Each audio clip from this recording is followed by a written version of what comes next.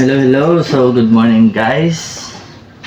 Welcome sa day 10 ng ating color deficit journey. So, for today's video, meron tayo dito 200 grams ulit ng rice, 50 grams ng chicken adobo, and 50 grams nitong egg. So, ito nga pala, egg din yung baon ko para sa biyahe ko mamaya-maya. So, yun guys, tara kain tayo.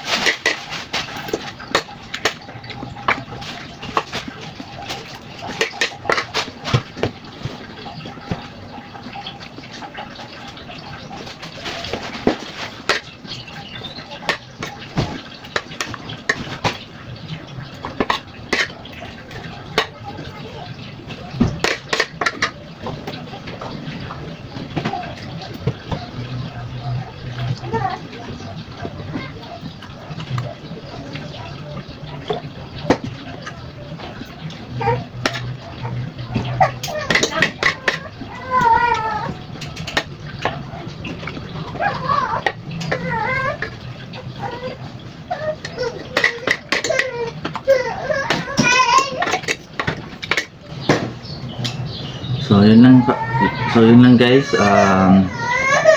Thank you for watching, and don't forget to follow, like, and share, and see you on my next video. Bye bye.